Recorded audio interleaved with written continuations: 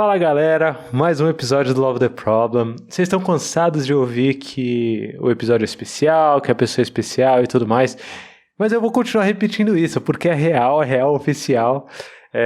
Vocês já sabem qual que é o tema hoje, o tema aqui é qualidade hoje, e para isso eu chamei, acho que a pessoa que talvez seja a mais referenciada por mim nos treinamentos em que a gente faz de qualidade, provavelmente se você já fez aí, sei lá, o CSD, Certified Scrum Developer, ou treinamento de testes automatizados, DevOps aí com a K21, pelo menos comigo, com certeza você já ouviu falar dessa pessoa. Se não ouviu, ouça agora, porque vale muito a pena. Eu tô aqui com Samantha Cecília.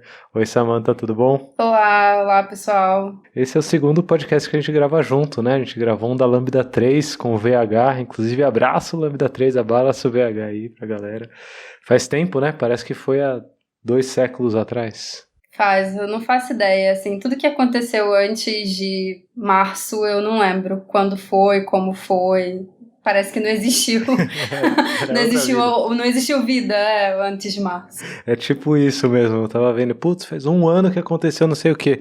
Meu Deus, 1 ano? Isso daí foi ontem, como assim? Tô perdendo muito essa noção de tempo, mas ao mesmo tempo, essa vida remota facilita as coisas, né? Porque quando a gente foi gravar junto, a gente teve que se encontrar, a gente foi... Se bem que é legal também, né? Visitar a Lambda 3 lá no estúdio deles e tal, mas a vida remota possibilita que a gente grave cada um da sua casa aqui, tranquilo, e por aí vai. Mas eu vou entrar direto no assunto, porque a gente tá aqui no Love the Problem, quem escuta o Love the Problem sabe que se a gente tá aqui é pra tentar buscar resolver algum problema. E eu que vou instanciar o problema hoje, não vou nem perguntar para nossa convidada aqui, eu vou instanciar o problema, porque é um problema que a maioria das organizações passa, e é engraçado, porque cada vez mais a gente depende de software, né? A começar por esse mundo remoto que a gente está aqui, que a gente está gravando através de um software, e aí o áudio está sendo gravado através de outro, o editor, o Léo, abraço Léo, usa outro software aí para editar,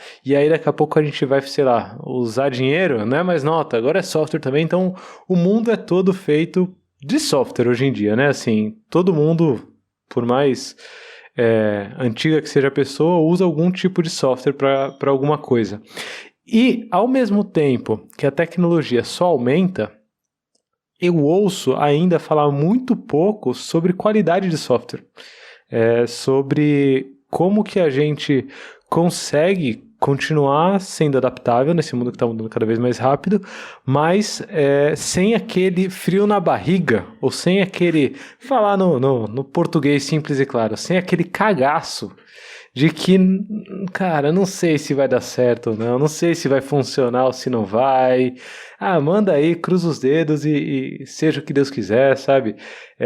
Então, o problema que eu quero tentar resolver com esse episódio, você que está escutando aqui, por favor, escute atentamente tudo que a gente vai compartilhar aqui, é essa ideia de qualidade dentro de software ser algo que está ainda sendo negligenciado dentro desse mundo, assim, a gente ouve, sei lá, tem vários episódios aqui sobre fluxo, tem episódios sobre negócios, sobre produtos. Agora, quando a gente começa a falar do domínio técnico, começa a falar de qualidade, a galera foge do assunto, né? Não, isso daí não faz parte do mundo de hoje, não. E faz, tanto é que faz parte da vida da Samantha. E a base que eu queria usar para esse episódio aqui é muito da experiência real. Aqui no Love the Problem a gente é bem prático, né? Então é muito da experiência real que você viveu, Samantha, assim, e até aproveitar um pouquinho da sua carreira. O último episódio foi sobre transição de carreira, né?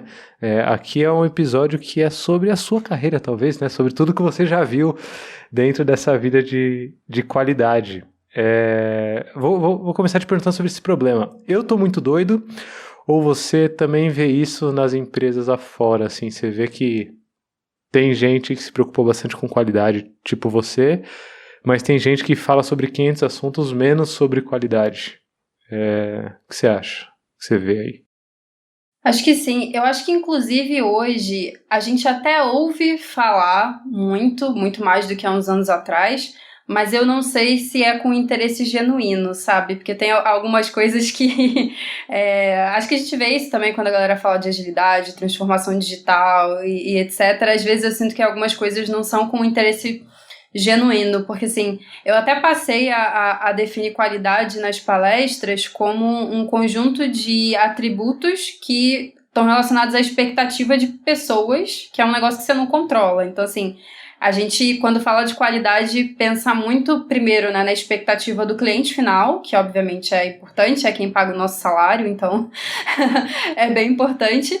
Mas, por exemplo, qualidade também tem a ver com as expectativas do time, né? Assim, se o time não se preocupa com quais são as expectativas dele em relação ao software, e é um software que ele vai ter que ficar dando manutenção por um tempo X, ele não vai ter qualidade, vai ser difícil, vai demorar para fazer deploy, vai sempre ter problema porque não tem visibilidade, não tem teste, etc.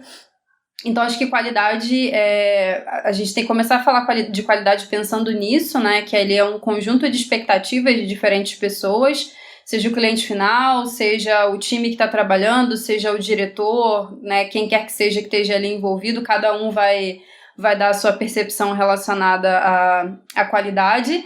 E aí o que acaba acontecendo muito é que a gente reproduz muito alguns padrões que não necessariamente são, né, os melhores para aquele contexto.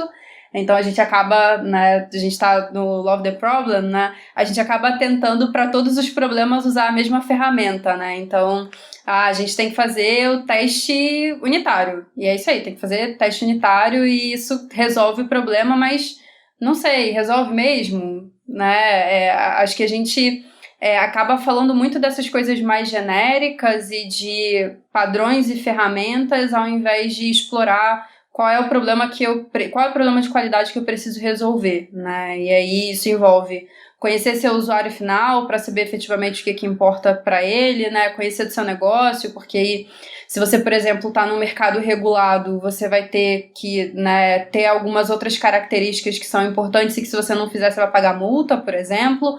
Você tem que pensar no time, né? Porque, beleza, não adianta você ter um produto que é sucesso e o time tá ali se ferrando, fazendo hora extra, tendo que fazer deploy de madrugada, porque é insano a forma de manter aquele produto, né? Então, eu acho que a gente até tem falado do assunto, mas eu ainda acho que falta essa visão de a gente partir do problema para depois pensar em como a gente soluciona esse problema, e aí quais são os tipos de teste, quais são as ferramentas, o que a gente precisa fazer e se preocupar. Acho que a gente sempre faz o contrário, né? Pega primeiro a malinha de ferramentas e joga ali e tenta fazer um monte de coisa ao mesmo tempo, Exatamente. Inclusive, essa frase que você falou, eu tenho salva no meu Instagram, e vai pro Instagram do Love the Problem também. Para quem não segue, já segue, @LoveTheProblem, porque é uma citação sensacional. Eu vou até ler, vou ler aqui, que é: qualidade é uma característica percebida,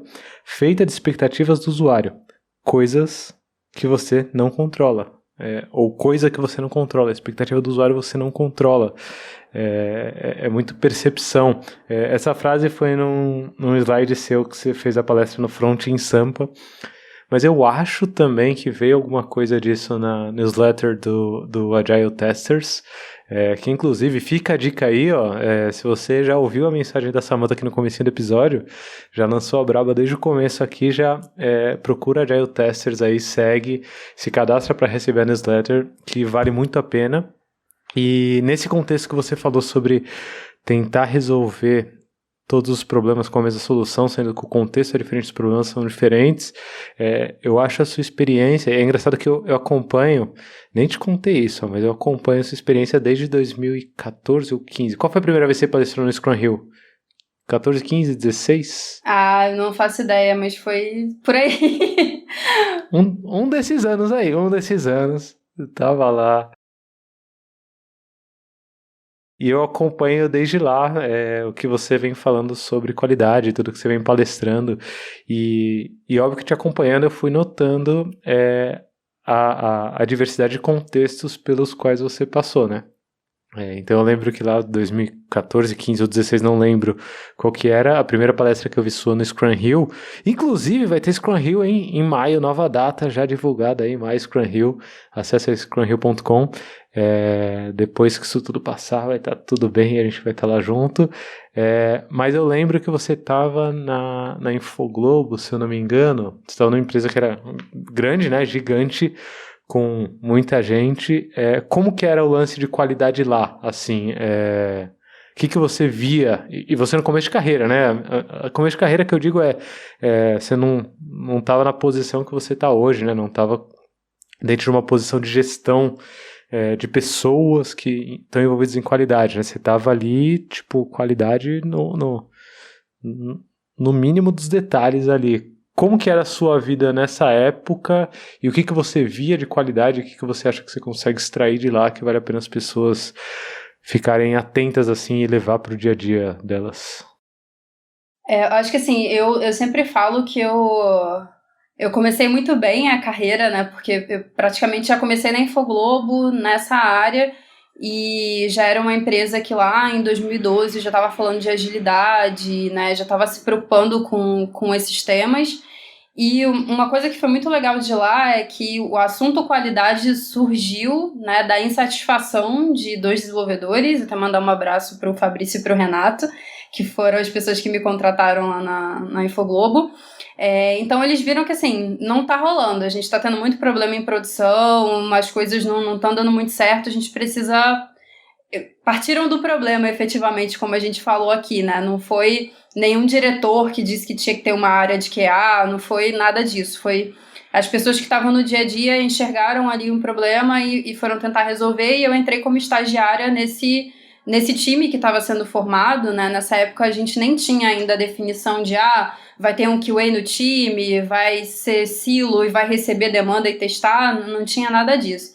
Então aí foi que a gente começou a experimentar o que fazia sentido para aquele contexto, né? Então a gente chegou a, por exemplo, ter algumas pessoas dentro de times que tinham um contexto maior, né, para trabalharem ali no dia a dia, no sprint do time, com as atividades de teste. Eu já comecei com automação lá, então eu realmente já lá em 2012, eu entrei como estagiária lá já nesse cenário, né, de agilidade, automação de testes e tal.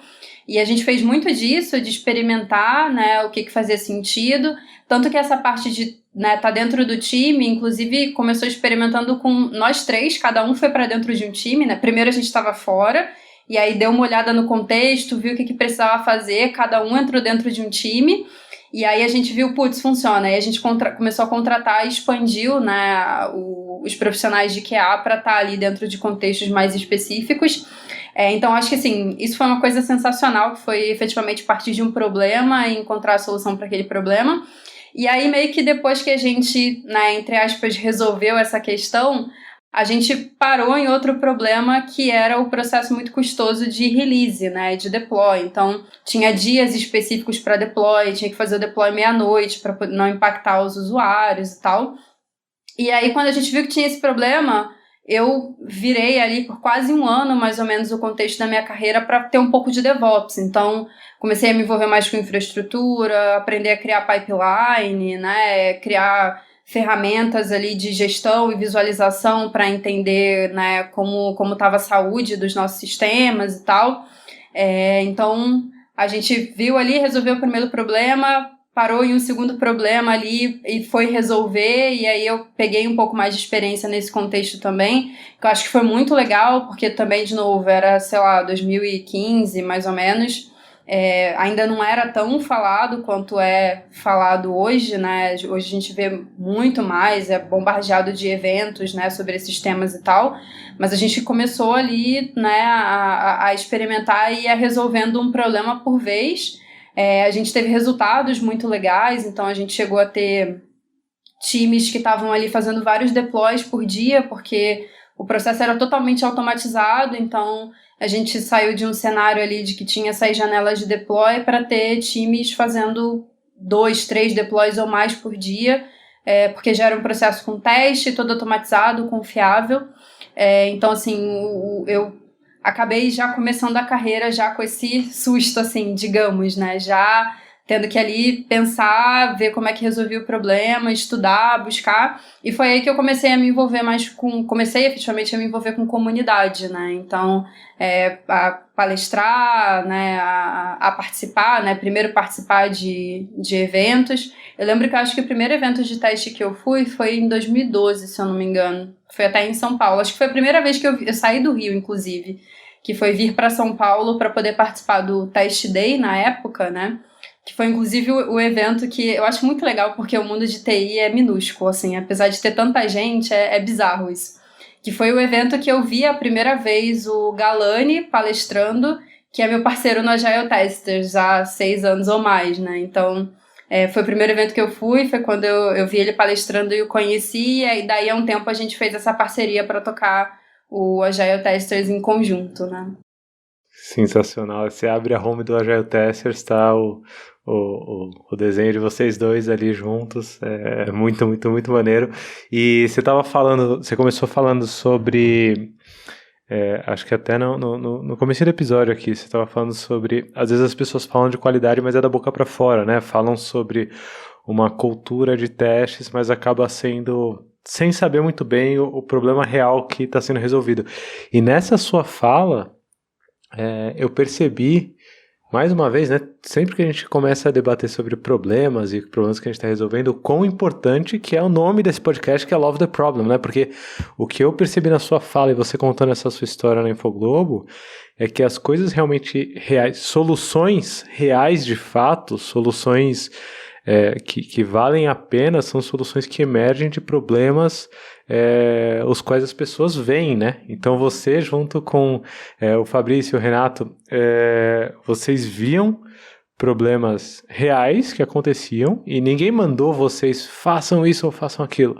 Vocês vendo o problema, vocês se mobilizaram para procurar soluções para esse problema, até encontrar um novo problema, que foi a parte de entrega, né? Como que eu vou entregar o meu software, como que eu vou fazer o release, como que eu vou fazer o deploy, né? A passagem desse software para a mão do consumidor de fato, para ele poder usar em ambiente real, né? Em ambiente produtivo, em produção. Mas as soluções reais, e acho que isso daí serve para agilidade, serve para transformação digital como um todo. As soluções reais, elas vêm de problemas reais, de problemas que as pessoas enxergam e buscam resolver. E eu estou falando tudo isso, todo esse disclaimer, para dizer que eu comecei a trabalhar com algum nível de qualidade também quando eu vi um problema real. Enquanto eu não vi um problema, meus testes e tudo que eu fazia de qualidade era só para dar o check de conseguir ir para frente, sabe? Assim, era alguém mandou, tem que fazer, tem que ser, então vai, vou fazer. Qualquer tipo de teste, além do basicão, né? Que eu queria ver se estava funcionando a minha máquina, assim, além desses, era tudo porque alguém mandava fazer. E eu só fui começar a entender real, oficial mesmo, assim. Foi por aí, foi 2014, 2015, 2016. Os primeiros Scrum Hill que teve, eu lembro que o tema que eu mais consumi foi exatamente cultura de testes e de qualidade. Eu aprendi muito, assim, nessa época. E o problema que eu estava tentando resolver, olha que doido, era que o principal stakeholder do software que eu desenvolvia, ele não queria que a gente entregasse mais. Ele falou, não põe mais nada em produção. Como assim não põe nada em produção? Não põe. Eu não sei se vai quebrar ou não, eu tô com medo, eu fico com frio na barriga, então não põe. Aí eu falei, opa, acho que eu tenho um problema para resolver. E aí a gente começa a perseguir qualidade. E o ponto interessante é que talvez grande parte das pessoas que estão ouvindo não estão atentas a quais problemas hoje já existem e que eles têm que buscar formas de resolver, né? Porque é muito fácil você maquiar, joga para debaixo do tapete, fecha o olho, né? Finge que tá tudo bem, mas na hora de colocar a coisa na mão do seu consumidor que você vai sentir aquele frio na barriga e você vai, putz, será que vai funcionar ou não? Esse frio na barriga é um sintoma de um problema que existe que talvez você não esteja resolvendo. E que Samantha, por perseguir resolver esse tipo de problema desde esses tempos da Infoglobo, foi aprendendo, né? Foi vendo mais desafios e aprendendo, indo até o ponto que você chegou, acho que na empresa, e a gente vai falar dessa empresa que vai ser muito doido, porque tem vários pontos assim interessantes, que é uma empresa que mudou bastante o cenário do Rio de Janeiro na época, assim, durante uns bons anos, que é para onde você foi depois da Infoglobo. Agora vai ter que mandar abraço para um monte de gente, né? Que essa empresa aqui tinha um monte de gente muito preciosa, assim. Você saiu da Infoglobo para ir para uma empresa bem maneira, né? Foi a Concrete, é isso? Sim, sim, acho que assim, eu sempre quando eu olho para trás, eu acho que a Infoglobo definiu muito, né, o resto da minha carreira. Foi um lugar que eu, nossa, aprendi absurdamente lá. Mandar um beijo também aproveitar o episódio pra sair, já que a carreira, né, tá lembrando o passado, um negócio assim, mandar um beijo pra galera. Bons tempos. Pro Marcelo, que foi no último gestor que eu tive lá na Infoglobo, que foi assim, um dos melhores gestores que eu já tive na minha vida. Eu aprendi muito com ele também. Só que a Infoglobo, né, não era uma empresa com tecnologia como finalidade, né? A tecnologia era o meio pro negócio que era da Infoglobo. E aí eu acabei, né, não enxergando mais muito ali para onde eu conseguisse evoluir na empresa. E aí eu acabei indo para a Concrete, né, que também foi um aprendizado bizarro, assim. Foi lá que eu fiz a virada, né, de contribuidora individual para gestora, né. Acho que quando eu entrei na Concrete, a área de QA tinha umas 5, 7 pessoas mais ou menos. Quando eu saí de lá, a gente estava em 50, né, por vários escritórios aí pelo país. Então foi legal acompanhar esse crescimento, né.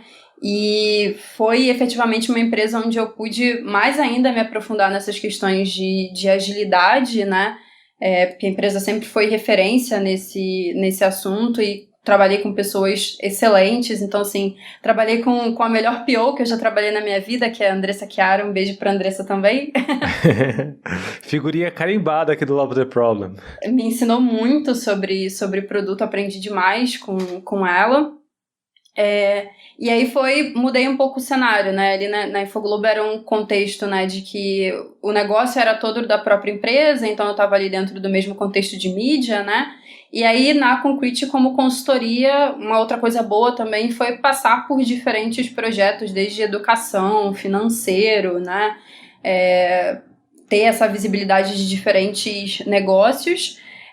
E também, né, aprender ali a arte da persuasão, um pouco da negociação, porque quando a gente está em consultoria, né, assim, por mais que a gente tenha ali, né, o cliente contrata a gente para resolver um problema dele, mas ele sempre gosta de...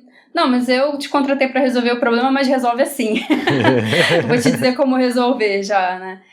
Então, também acho que eu aprendi bastante sobre isso, de efetivamente estar em contextos diferentes, empresas diferentes, desde empresas com 70, 80 anos até startups, né? E assim, acho que eu passei por uma variedade de contextos muito, muito interessante.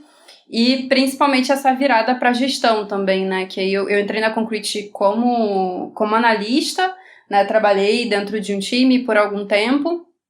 E aí eu acho que nessa de... É muito engraçado quando você para pra pensar nas coisas assim, né?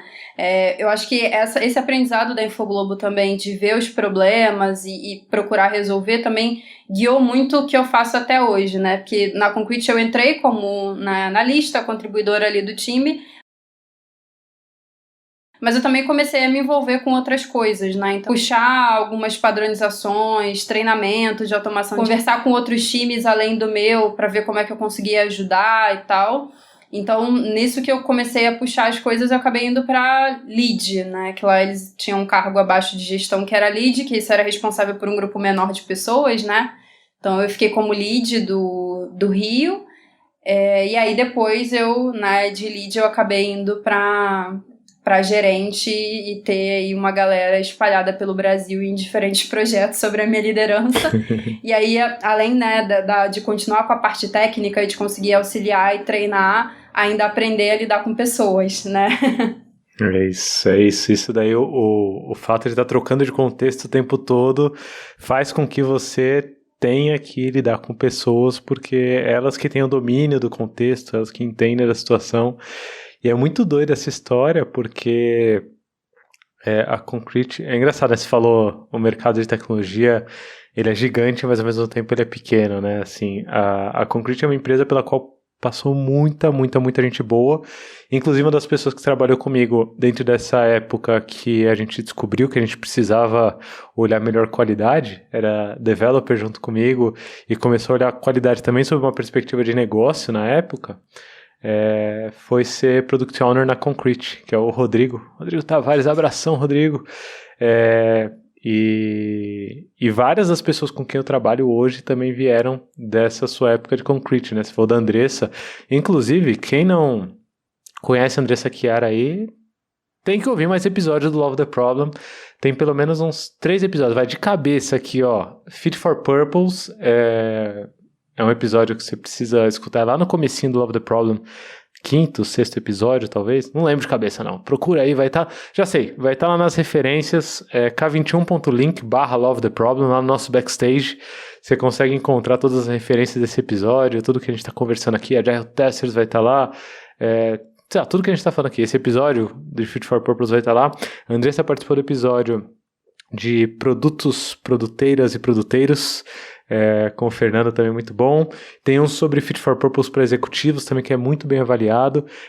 Geralmente eu vou colocando, eu junto com a galera da K21, a gente vai colocando trechos dos episódios no nosso Instagram, né, no @LoveTheProblem. Então, se você ainda não conhece a Andressa Chiara, que é um bom exemplo de pessoa que passou pela Concrete, trabalhou com a Samantha, mas hoje eu tenho a honra de trabalhar com ela, felizmente, na K21. Vê lá no nosso backstage, vê no @LoveTheProblem no Instagram também. E ouve esses episódios, mas o que eu ia falar é que tem mais gente, né? Tem o Renan, tem o Marmute, tem uma porrada de gente, a Dai também, tem uma porrada de gente que trabalhou na Concrete, hoje trabalha comigo na K21 ou trabalha em outras empresas, e eu acho que o maior exemplo que eu tiro dessa sua história, Samantha, e até conectando um pouco com o que eu vivi dentro do mundo de consultoria, é que não tem desculpa para você não resolver os problemas relacionados à qualidade, né? Na Infoglobo, você estava dentro de uma empresa que a atividade fim não era tecnologia, que não era o holofote mor da empresa, né? Quanto a negócios, isso, mas que vocês enxergavam problemas reais e resolveram problemas reais e aprenderam muito nesse caminho. Você está falando da Concrete, que vocês tinham diferentes contextos de clientes, diferentes problemas de clientes, diferentes objetivos de negócios de clientes ali. Tinha até o tradicional, quero que você tire pedido aqui, batendo na porta, né? Que não, só faz isso daqui do jeito que eu tô falando e pronto.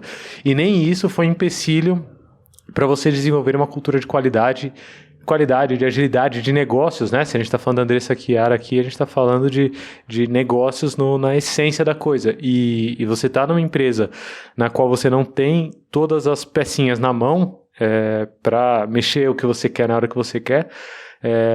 Não é desculpa, você não tá numa empresa dessa, não é desculpa para você não topar esses desafios e começar a resolver problemas também, né? Na Concrete, mesmo não tendo, por exemplo, sei lá, vocês não tinham domínio do ambiente do cliente, assim, mas mesmo assim vocês iam lá e davam seus pulos e resolviam, né? Não à toa cresceu tanto a equipe. Pelo menos é o que eu vejo no Renan, no Marmute, era assim mesmo no dia a dia, tipo, vocês resolviam problemas e bora? Sim, eu acho que até dá pra linkar com isso que a gente falou, né, da resolução de problemas e também com o que eu falei no início de se você tá genuinamente falando sobre o assunto ou se você tá só pegando a onda, né, porque pensando nesse cenário de, né, putz, o cliente não quer saber de teste automatizado, só falou pra entregar e tal, você vai fazer o quê? Você vai, beleza, vou cruzar os braços, vou só fazer teste manual, ou você consegue, né, por exemplo, putz, então vamos subir um ambiente aqui do time, a gente aqui no time faz os testes automatizados e isso garante o nosso trabalho enquanto time, assim, beleza, o cliente não vai ver, não vai estar lá no CI dele, não vai estar no fluxo dele, tá no nosso, então assim, a gente sobe o nosso ambiente aqui, vai até onde a gente consegue ir, porque de novo, né, a qualidade extrapola para o cliente, né, a ponta onde ele enxerga, mas a gente também tem que pensar em qualidade para o time e até em qualidade de vida, né, assim, então, quando a gente fala de testes automatizados, isso ajuda muito, muito o time a ter segurança de fazer as mudanças, né, então, de novo, beleza, o cliente não tá vendo, não quer saber, mas o time sabe que quando ele gerar uma release ali, uma versão, e passar para o cliente, a chance de ter problemas é muito menor, ele sabe que não vai ter que ficar virando noite consertando coisa que tá quebrada porque não fez teste, sabe? Então, eu acho que é bem importante ter essa visibilidade. E aí, Na Concrete, obviamente, a gente tinha cenários desses, né, que o cliente, né, tinha uma cultura totalmente contrastante com a nossa, e aí a gente tinha que, né, pensar nesses mecanismos e como a gente resolvia. Então, a gente chegou a ter times na Concrete que, às vezes, mesmo que o cliente não pedisse em contrato o perfil de QA, a gente colocava porque sabia que, para a sanidade do time, precisava ter alguma pessoa de QA ali para ajudar a desenrolar. Então, às vezes a gente fazia isso e aí provava para o cliente o valor, mesmo que ele não tivesse pago, né, por aquele perfil. E aí o cliente, nossa, legal, verdade. Então agora na renovação de contrato eu vou incluir esse perfil também. Então acho que isso é muito importante, né, porque dava para pensar nesse ponto de vista do time, né, e não só do cliente.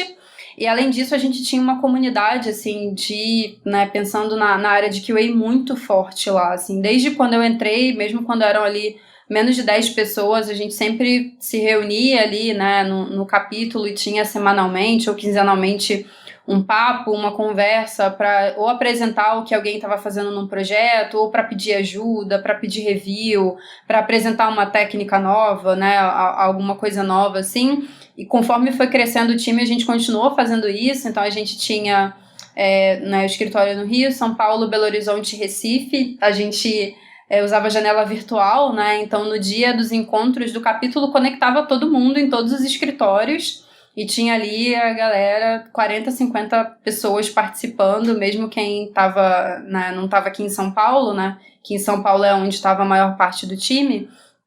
E para fazer isso, tanto para, enfim, a gente levava apresentações, né, para falar de assuntos, novos assuntos, reforçar, treinar o pessoal. Então a gente chegou a montar um onboard muito legal com várias partes e a gente sempre revisitava esse assunto e treinava o pessoal. A galera mesmo fazia apresentação, né, de uma técnica nova, alguma coisa nova que tivesse visto, tivesse estudando.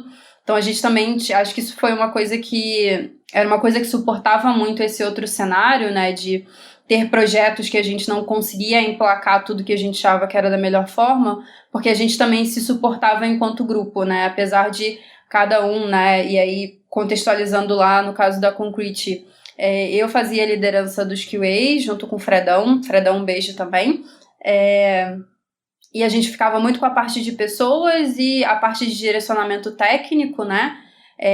Mas as pessoas estavam dentro dos times de desenvolvimento. Então, tinha ali um time do cliente XPTO, eu ia ter ali os desenvolvedores, QA, DevOps e tal. Então, no dia a dia, os QAs atuavam dentro, né, do fluxo ali dos times.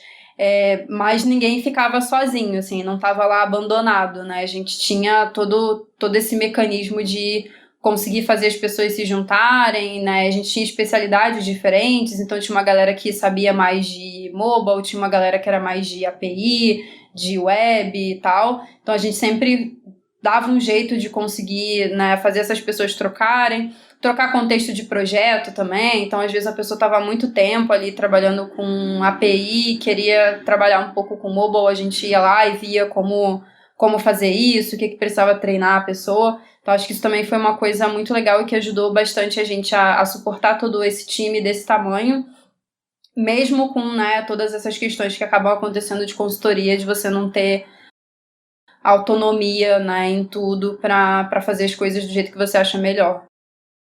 Você sabe que talvez no comecinho do episódio, e a gente já deve ter até perdido alguns ouvintes aí que ficaram no começo que falaram, pô, a gente vai falar sobre a parte técnica da coisa e tal, mas quem chegou até aqui, quem chegou até essa altura, já deve ter percebido, e se não percebeu agora, eu estou explicitando aqui, que a gente não está falando simplesmente da parte técnica da coisa, né? Quando a gente fala de qualidade, a gente não está falando de ferramenta, a gente não... Óbvio que tem N ferramentas aí, tem N boas práticas aí que você consegue colocar a mão na massa, mas o ponto principal aqui, e que você está abordando, eu estou achando fantástico, Samantha, é a cultura, né? Assim, esse exemplo do que você passou desde da Infoglobo até a Concrete, o tempo todo que você está falando é sobre cultura, né? E quando a gente fala sobre cultura, a gente acaba caindo nessa parte que você falou que o seu usuário, ele acaba percebendo isso, né? O seu consumidor, o seu utilizador, ele acaba percebendo isso, e aí é ponto para os portugueses, porque quando você falou, ó, mesmo que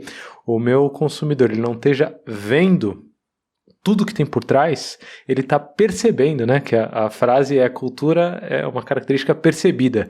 Ele está percebendo, e aí cai no ponto para os portugueses, porque os portugueses, deve ter portugueses ouvindo aqui o episódio, os portugueses você fala: pô, você viu? Aí fala: vi. Você entendeu? Entendi. Aí a pessoa não entendeu. Aí você fala: pô, você não tinha falado que tinha entendido? Ela fala: entendi, mas não percebi.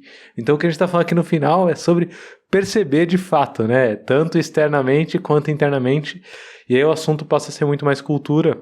E eu gostei muito que você puxou do Fredão, porque dentro dessa cultura de compartilhamento, o Fredão é um cara que eu já ouvi muito falar, eu, Lula, pessoalmente, ouvi milhões de recomendações assim, da galera: não, fala Fredão, galera, meu Deus, Fredão, que da hora, não sei o que e tal.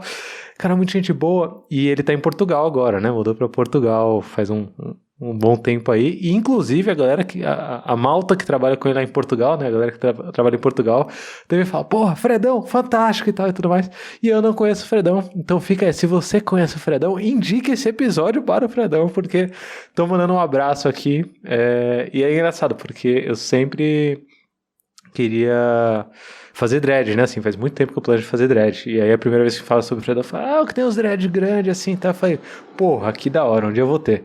E aí agora acho que ele cortou os dreads, e eu fiz, já tô aqui há 2 anos de dread e ele sem. E só falando de novo de comunidade nisso, né, o Fredão também eu conheci de comunidade e eu sou madrinha de casamento dele. Caraca, olha só. Então, a gente se conheceu, ele organizava um evento em Minas, né, chamado Minas Testing Conference, que ainda existe, é um dos melhores eventos de teste que tem no país, e aí a gente se conhecia de internet, né, eu fui palestrar na primeira edição que ele fez e nunca mais larguei, a gente foi aí parceiro por um tempo na Concrete, né, dividimos a gestão do capítulo de QA lá, aprendemos muito juntos, inclusive sou madrinha de casamento dele. Que demais, É muito legal esse negócio de comunidade, de como você, né, conhece as pessoas, eu acho isso fantástico da nossa área, assim, não tenho muito conhecimento de outras áreas para dizer como mas eu acho simplesmente fantástico esse, né, ambiente que a gente tem de comunidade, de evento, de você realmente fazer amigos para a vida toda a partir de coisas relacionadas ao trabalho, né? Sabe que eu acho que tem a ver com os desafios que as empresas de tecnologia estão passando nas últimas décadas, querendo ou não, fez com que elas tivessem que evoluir para esse nível de gerar comunidades, para esse nível de conseguir entender que as relações humanas vão muito além do que a pessoa entrega ou não no dia a dia, né? Assim, esses desafios fizeram algumas evoluções. A gente sabe que tem muito aí também que ainda está penando nesse processo. Mas eu queria deixar uma recomendação, na verdade 2 aqui. A primeira é: se você quiser saber quem é o Fredão, seguir ele no Twitter, LinkedIn, sei lá, se você quiser conhecer a comunidade de testes que trouxe esse conhecimento aí para Samantha de quem é o Fredão e trouxe a união, k21.link/Love the Problem, você acha o nosso backstage. Se tiver com preguiça de entrar lá no backstage, abre o Instagram aí, Love the Problem, @Love the Problem, segue a gente no Instagram. Mas a dica que eu ia deixar, mesmo que eram 2, a dica que eu ia deixar é um podcast. Eu não sei quantos de vocês já ouviram, mas que a gente discute fortemente esse aspecto cultural da coisa, e as empresas tendo seus desafios e avançando nesses desafios e chegando a um novo paradigma de consciência, assim. A gente discute isso muito forte no Pontes e Elefantes. Então, se você curte esse lance cultural, procura aí no Spotify, procura em algum lugar Pontes e Elefantes, ou digita aí no navegador mesmo, pontes.crd.co, e dá uma olhada lá, vê o primeiro episódio, tá? Fica só a recomendação, porque no final a gente tá falando aqui também sobre cultura, mas entrando pelo domínio técnico, e antes de passar para a próxima etapa da sua vida, que é engraçado, né? Você vai vendo os desafios e vai vendo a evolução. Mas eu queria ressaltar muito essa ideia de compartilhamento de conhecimento. Você falou sobre isso umas 3 ou 4 vezes aqui. E eu queria deixar uma recomendação aqui, que é o livro A Quinta Disciplina, do Peter Senge. A quinta disciplina, dando spoilers do livro aqui, né? A quinta disciplina é o pensamento sistêmico. Ainda não vou falar sobre o pensamento sistêmico aqui, mas eu acho que uma hora na nossa conversa ele vai aparecer. Mas uma das outras 4 disciplinas é o aprendizado compartilhado, que é essencial para uma empresa de tecnologia hoje, né? Para uma empresa que trabalha de alguma forma com tecnologia dentro dela. O nosso trabalho no final é sobre aprendizado, né? Desafios, aprendizados, baseados nos problemas que a gente está resolvendo. Os problemas são os desafios, então conecta muito com o que a gente falou lá atrás, mas você partiu para um outro desafio que tem a ver até com uma parte cultural, né? E não ficar só focado na cultura brasileira. Você começou a ir além. Da Concrete você foi para onde? Da Concrete, né, assim, foi um desafio bem grande de liderar tanta gente, assim, né? E como eu tinha pessoas em diferentes estados, então era uma rotina de viagem, né? E chega uma hora que cansa um pouco. Daí eu fui trabalhar remoto e acabei indo para a PayCertify, que é uma startup de São Francisco, né? Que tinha aí um time espalhado pelo mundo. Eu fui para lá como head de QA, né? A empresa estava bem... tinha acabado de provar a hipótese, né, lá do produto, e aí saiu ali de um grupo de 5 desenvolvedores que tinham construído tudo para efetivamente ter uma organização de produto, de qualidade, de DevOps, né, de todas as áreas operacionais também. E aí eu fui com o desafio de, né, trazer o assunto qualidade e entender como a gente ia abordar, né. Uma coisa legal de lá é que, assim, as iterações que eu tive me fizeram ter mais certeza do quanto os profissionais brasileiros são super bem preparados. E eu acho que a gente vê muito isso, né, com a quantidade de gente saindo do país, né, e indo para os mais diferentes lugares. E em QA também eu digo que, assim, tive a oportunidade de trabalhar com profissionais de outros lugares. E, de novo, graças à comunidade, eu acho que a gente tem muito conteúdo e se preocupa muito com a formação dos profissionais e compartilhar conhecimento. E aí para lá eu fui efetivamente para começar do zero, né, essa estrutura. Como era uma empresa menor, né, a gente acabou adotando um modelo de que eu tinha, né, ali QAs dentro dos times também, atuando nas sprints, né, puxando as tarefas de teste e tal, mas também de olhar ao todo, então se envolver em decisões de arquitetura, pensar, né, em boas práticas, conseguir pensar no fluxo de entrega, né, do que a gente tinha que ter, o que não tinha que ter. E foi uma experiência muito legal também, porque por ser uma startup, assim, mais no início, eu tive contato com todas as áreas da empresa, né, então desde, enfim, ter contato com os clientes, inclusive, e, assim, C-level de cliente, time de tecnologia de cliente, conseguir ver ali a dor dos clientes, entender como é que os clientes se comportam, até as outras áreas da empresa também, né? Então, acho que foi uma experiência aí curta, né, de 1 ano, mas foi muito válida por ter, né, trabalhar com esse time de diferentes pessoas, gente em diferentes culturas, tive liderados em outra time zone, isso deu um pouquinho de tilt, né, porque a empresa é nos Estados Unidos, e aí tava lá, tipo, 5 horas antes da gente, e tinha uma galera na Europa 6, 7 horas à frente, e aí tinha que ficar ali meio que disponível, né, quase que 24 horas. A janela que pegava. Mas, assim, foi uma experiência muito legal, e principalmente também por ter autonomia, né, de chegar e de estruturar a área do zero. E, assim, realmente foi um tempo que deu até para descansar um pouco, digamos, né, de sair desse ritmo frenético, ainda mais de liderar tanta gente, assim, eu amo liderar, mas é um negócio que te exige muito, né, porque eu sempre me preocupo muito, assim, em saber genuinamente como as pessoas estão, e não só nelas, né, como ali profissionais, mas, assim, entender pessoalmente, né, o que tá rolando. Enfim, e aí você tem pessoas passando por diferentes cenários de vida. Eu sempre me preocupei muito em, assim, nossa, tem que fazer o one-on-one, tem que pensar no planejamento, para onde essa pessoa quer ir, como eu consigo, né, ajudar e potencializar. Então, isso exige muito, além de eu fazia ali a dobradinha, mas também não saía muito da área técnica, então tentava estar sempre ali presente, ajudando a fazer review, estudando, né, novas tecnologias, aprendendo para poder ajudar também, né? Então deu ali para dar um desafogo de sair de, né, se preocupar ali com 50 pessoas para ter um time bem menor de 4, 5 pessoas, né? Então, e aí eu acabei me envolvendo um pouco mais com questões mais efetivamente em relação ao negócio, aos clientes, a atendimento, né? E conseguir também ter essa visibilidade legal do todo mesmo, né? De de novo falando de problema, entender realmente que problema que aquela empresa estava tentando resolver, para eu também saber em qualidade como é que eu ajudava a resolver aquele problema, né? E você sabe que eu sabia que ia chegar o momento que eu ia citar a quinta disciplina de fato, que é o pensamento sistêmico, porque a visão do todo é exatamente o pensamento sistêmico, né? Assim, para quem não ouviu o episódio com Alisson Vale sobre o pensamento sistêmico, é um dos top da galera, vale a pena voltar lá e ouvir, mas a ideia do pensamento sistêmico é você ver o todo, né? Assim, e conecta muito forte com o que eu acredito ser o papel de qualidade, né?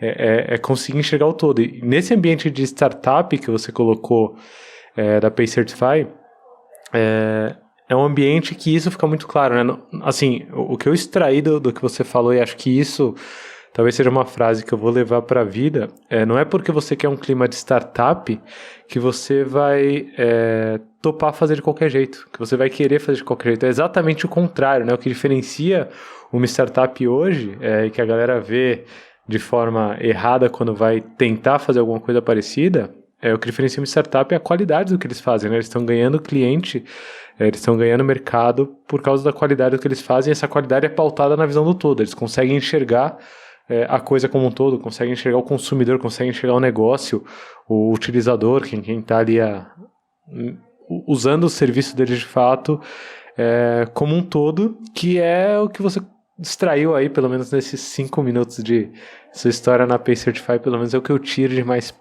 precioso, assim, né? Independe do número de pessoas que você tem, independe do porte da empresa que você está, nos 3 exemplos que você trouxe até agora, essa visão do todo, resolvendo problemas e conseguindo olhar para o negócio, foi, para mim, eu consegui enxergar claramente nos 3 exemplos, né? E provavelmente se aplica também ao seu contexto atual. Estamos agora em 2020, em 2035 você vai olhar para esse episódio e vai falar, nossa, olha só onde eu estava em 2020. Mas atualmente você está também em uma empresa que tem uma cultura de engenharia muito forte, mas que está aprendendo bastante, assim, que está se estruturando bem quanto à qualidade, né? Que é o Pagar.me. Como que está hoje a vida do Pagar.me, assim? E só complementando, né? Voltando à frase que eu falei da qualidade das expectativas, né? O que eu acho muito interessante e de novo, fazendo link com saber que problemas a gente quer resolver e tal, você não é partir de, eu preciso fazer testes automatizados, eu preciso fazer o teste XPTO e etc. É você entender efetivamente o que é importante para aquele seu produto, o que é qualidade para aquele produto, e aí considerando o cliente e o time, porque aí você consegue também fazer as concessões certas, né? Porque pensando até no ambiente de startup, às vezes realmente você tem que fazer um corre ali para conseguir, né, testar alguma coisa muito rápido, e você talvez não vai ter tempo de lapidar tudo da forma que você quer. Só que aí tem a diferença de, não temos tempo para testar, lança aí e ver o que acontece, vamos abrir mão de, por exemplo, performance, sei lá, a gente aceita aí demorar um pouco mais, ter uma latência um pouco maior, para a gente poder, né, efetivamente testar essa hipótese, beleza, e a gente já deixa criado aqui que a gente precisa resolver isso, né? Então, acho que, por isso, reforçando, é muito importante, primeiro, ter essa visibilidade do todo, até para, quando você precisar fazer concessões, e você vai precisar, a vida não é tão bonita assim, você fazer as concessões nos lugares certos, né? E evitar ficar depois lá com aquele legadão que tem problema tudo quanto é buraco. Então, eu acho que isso também é importante. E aí, falando do Pagar.me, né? Eu tô no Pagar.me aqui desde o início do ano. Vim também, de novo, com um desafio parecido com o da Pay Certify, de entender o que é qualidade no Pagar.me, como a gente vai tratar. Acho que, assim, o que eu achei muito legal quando eu cheguei é que os times genuinamente se importam com esse assunto, né? Então, assim, os times escrevem testes automatizados, diferentes tipos de teste, né? Se preocupam com isso. A gente só não tem ali uma estrutura, né, que facilite o assunto qualidade. Então, acho que, assim, meu papel está sendo muito esse, de... Primeiro, entendi muito o que acontecia, eu sempre faço isso em todo lugar que eu chego, tipo, eu fico ali meio que observando, vejo o que tá rolando, aí penso um pouco e falo, beleza, achei o problema e esse problema aqui é o que eu vou resolver, vamos resolver esse aqui primeiro. E aí, até seguindo na onda das indicações, tem um livro muito legal que a liderança lá no Pagar-me a gente leu, fez um clubinho e tal, que é o Team Topologies, que ele fala muito sobre essa questão da organização dos times e esforço cognitivo. E aí, meio que eu consegui achar um nome para algumas coisas que eu já pensava, né? Que quando a gente fala de qualidade, principalmente do papel que a gente tem do tester e do QA, né, a gente tem ali alguns modelos de trabalho, né? Tem um modelo em que é um time totalmente apartado, recebe demanda, testa, né, e devolve ou passa para frente. Um modelo que é um pouco mais comum em empresas que estão mais ligadas no ágil, que é você ter todos os papéis dentro do time, né? Mas ainda assim você corre um pouco do risco de ter os silos dentro do próprio time, porque você ainda tem desenvolvedores desenvolvendo e QAs testando, né? E tem um modelo que é mais relacionado com cultura, como a gente falou, né? De que a gente precisa definir o que é qualidade, qual é a cultura que a gente quer emplacar, e tem que dar as ferramentas para os times conseguirem sozinhos andar e entregar as coisas com o máximo de qualidade possível, né? E não só qualidade, aí a gente fala do fluxo completo, porque o time, né, tem que desenvolver, escrever o código, tem que testar e tem que jogar isso em algum lugar, né? Tem que ir para teste, para produção. E quanto mais você precisa de outros times ali no meio do caminho, mais dificuldade você tem de conseguir, né, entregar. Só que, por outro lado, e é o que vem do Team Topologies, ele fala muito de carga cognitiva, né? Porque, assim, você também não tem como querer que um profissional entenda de todas essas partes. O cara tem que ser bom em desenvolvimento, entender de design pattern, de arquitetura, tem que entender de infra, saber otimizar o máximo possível os recursos de infraestrutura e ainda saber testar. E realmente muito contexto diferente para uma pessoa só, né? Então, o que a gente tem acreditado, né, dentro do Pagar é que a gente tem ali times que vão habilitar o trabalho dos times de produto. Então, eu tenho especialistas em infraestrutura, especialistas em qualidade, em segurança, que estão tendo ali uma visão, né, mais integrada, né, de como aquele organismo funciona, e vão encontrar, de novo, ali os problemas e ajudar os times a resolverem esses problemas de forma que os times consigam ter a autonomia e consigam fazer essa entrega de ponta a ponta da melhor forma possível, né? Então, a gente está ali, né, junto com os times, entendendo, sugerindo ferramentas, o que é melhor fazer aqui, né, quais são as indicações, o que a gente precisa acompanhar também. Então, eu tenho puxado muito trabalho de métricas, beleza, acho que o time pode decidir que ferramenta ele vai usar para escrever o teste de integração, mas eu preciso ter um output de um relatório que tenha tais informações, eu preciso ter noção de como está a cobertura de teste, qualidade de código. Então, conseguir definir, né, esse guideline aí, e dentro desse guideline os times conseguem, né, trabalhar e a gente consegue ter uma visibilidade boa disso a nível de companhia. Então, a gente está indo muito por esse modelo, está sendo bem legal, porque realmente ver que os times têm genuíno interesse, né, nessa melhoria e que a gente consegue fazer esse trabalho em conjunto é uma coisa que é muito bacana, né, de não ter a visibilidade da área de QA ou dos QAs como gate, né, como alguém que vai dizer se está certo ou se está errado, mas como um suporte que vai ajudar o time a saber como testar melhor, né. Então a gente tem feito bastante isso, e assim, eu acho que eu também consigo ver uma grande evolução em mim como gestora também, né, depois de todo esse tempo de conseguir, acho que efetivamente a maior parte do meu papel é conseguir habilitar que o meu time consiga fazer as coisas, né? Então, assim, essa semana mesmo eu tava, tipo, super feliz porque meu time enxergou um problema e foi lá e começou a puxar e resolver sozinho, assim. Eu nem falei, eu não me intrometi, não fiz nada. A galera viu que tinha lá uma oportunidade, que era uma coisa que precisava puxar com um time específico, e eles mesmos foram lá, marcaram uma conversa, puxaram um papo com o time e definiram ali mais ou menos como a gente precisa fazer. Eu vou ajudar a priorizar, a ver e tal, mas eu fiquei bem feliz, assim, de ver esse tipo de coisa acontecer e né, acho que, né, no formato que eu trabalho hoje, eu acredito que esse é o melhor jeito de trabalhar. É óbvio que, dependendo da empresa, né, de como é a estrutura organizacional, você vai ter mais ou menos dificuldade para conseguir implementar esse tipo de coisa, mas acho que assim, já é meio que ali uma segunda experiência depois da Pay Certify que eu consigo ver efetivamente o mesmo modelo funcionando, né? Você viu a Samantha lá da Infoglobo, lá atrás, vendo um problema e resolvendo, sem precisar de gestor ou gestora mandando assim. Que bom, né? Você está conseguindo replicar, né? Você está conseguindo criar mais pessoas como você para o mundo ficar melhor. Uma coisa que você falou que eu gostei muito, referenciando o Team Topologies, que é um livro que eu ainda não li, mas tem muita gente na K21 que já me recomendou e que vem usando com clientes muito forte. Eu lembrei de um cliente que a gente trabalhou, um grande banco público brasileiro. Pronto, não vou falar qual que é, né? Ninguém sabe qual que é. Que a gente trabalhou, que eu lembro que nos primeiros papos que a gente teve, os primeiros treinamentos que a gente teve, junto com consultoria, junto com treinamentos meio que mão na massa também, né? Assim, tinha uma galera que desenvolvia para mainframe, desenvolvia em COBOL, assim.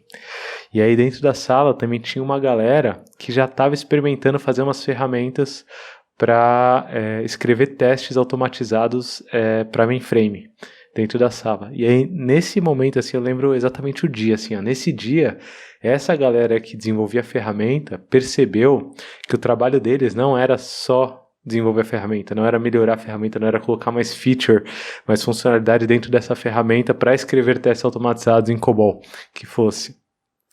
O objetivo dessa galera a partir desse dia foi começar a criar uma cultura em que as pessoas percebessem quais problemas iam ser resolvidos se elas procurassem uma cultura de qualidade. E aí, como consequência óbvia, eles iam chegar na ferramenta que estava disponível lá, que inclusive poucas instituições no mundo têm. Talvez seja a única, né? Reforçando um pouco o quão a gente tem capacidade aqui no Brasil, né? O quanto o capital intelectual do Brasil é grande, né? A galera tem uma ferramenta que faz teste automatizado para mainframe e é lindo de escrever. Já rodei vários dojos assim com eles, escrevendo teste unitário, mock em COBOL, assim, loucura. E eles se ligaram que é a parte cultural da coisa, né? E é engraçado, porque ao mesmo tempo que tinha esse movimento rolando, tinha um outro movimento rolando antes da gente chegar, que era o pessoal aprendendo a automatizar teste, só que só automatizando teste de interface. E aí a suite de testes, tipo, para testar o Internet Banking deles, demorava tipo 8 horas para rodar. Para rodar todos os testes que eles escreveram, 8 horas, num negócio que teoricamente devia ser mais simples, porque eles estavam testando tudo lá na interface, porque provavelmente alguém chegou para eles e falou, tem que testar na interface, tem que testar o aplicativo inteiro. E aí a pessoa não... tá refém, né? Assim, não sabe muito bem que problema tá resolvendo, tá aplicando uma solução que não se encaixa também no problema original, e a cultura ainda não tá permeada. Então, essa sua história sobre o que você tá vendo no Pagar.me, que é muito bom, que é um cenário diferente desses, né? Me fez lembrar o quanto essa cultura de testes desse contexto específico caiu a ficha pra galera e eles começaram a disseminar, assim.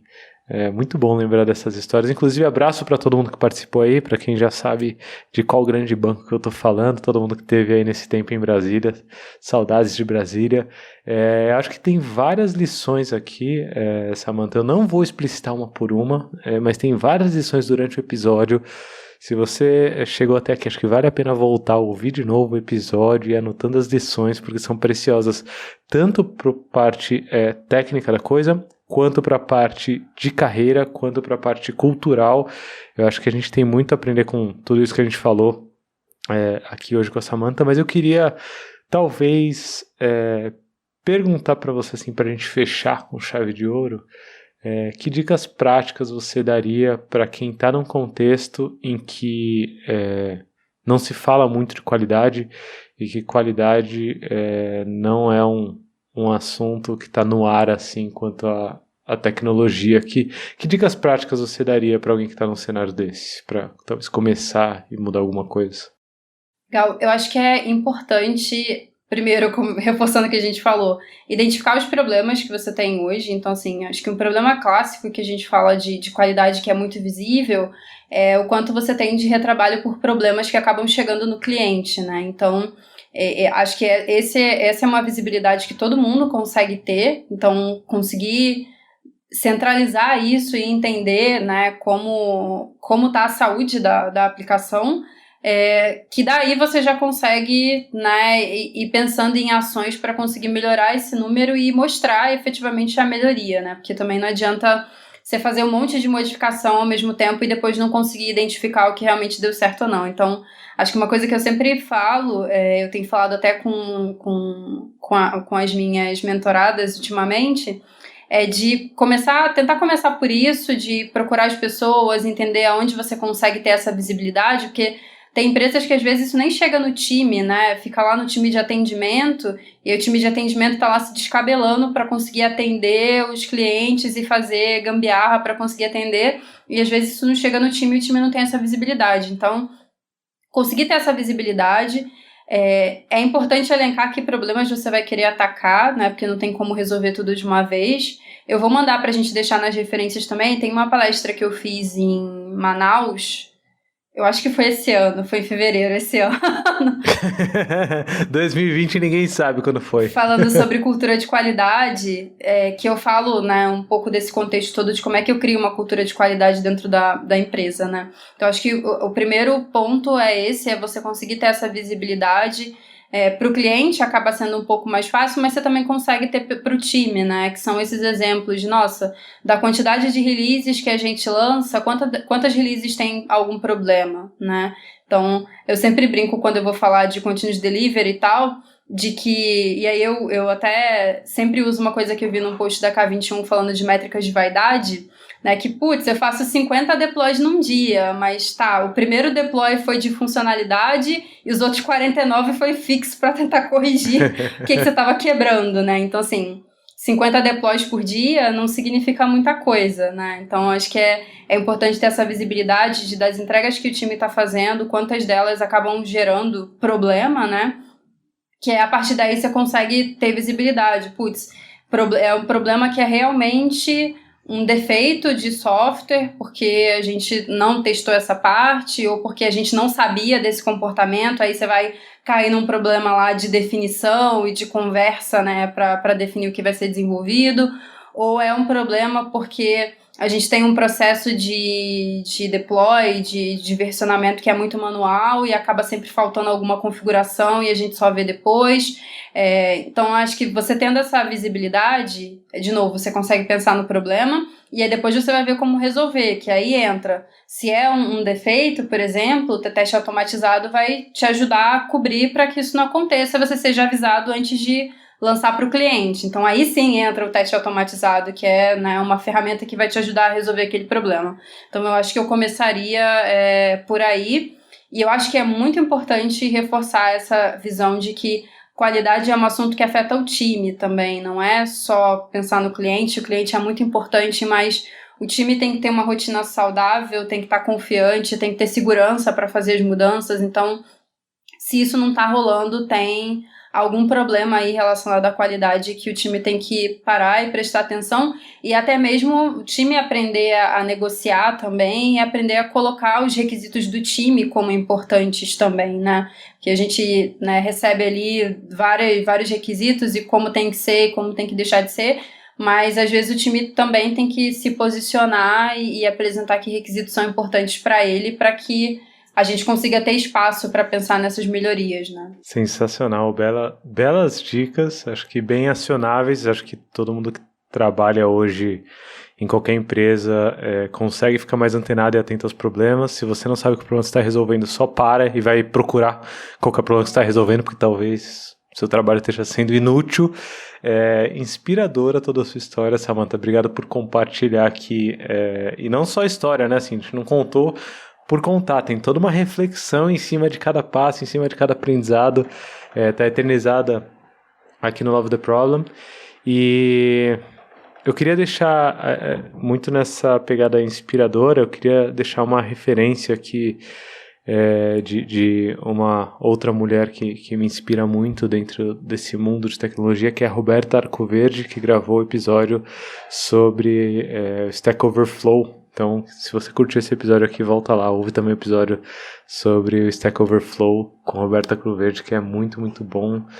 Acho que tão inspirador quanto esse episódio aqui com a Samantha, que tem que ser ventilado aos 4 ventos. Então compartilha aí com quem trabalha com você, compartilha com gestores e gestoras aí de qualidade, né? Eu acho que tem que ouvir esse episódio. Tem muita gente que não sabe muito bem o que está fazendo, então recomenda para dar uma boa referência, para dar um bom caminho, e recomenda também assinar o Agile Testers, seguir Agile Testers, né? As coisas que eles publicam que são fantásticas, assim, tenho gostado muito de tudo que eu tenho lido. Segue o Love the Problem no Instagram e a Samantha Cecília também, por que não? Instagram, Twitter, LinkedIn, sei lá, ver as palestras dela, ver tudo, mas no k21.link/Love the Problem tem todas as referências. Obrigado, Samantha, por essa 1 horinha de papo aqui muito boa. Obrigadão mesmo por estar aqui com a gente. Eu que agradeço pelo convite. E aí fica, né, enfim, tem o meu site, samanthacecilia.com, lá tem contatos, tem palestras, tem conteúdo. E aí quem quiser trocar ideia, seguir no Twitter, tô sempre aberta para conversar. Muito bom. Abraço, galera. Até o próximo Love the Problem.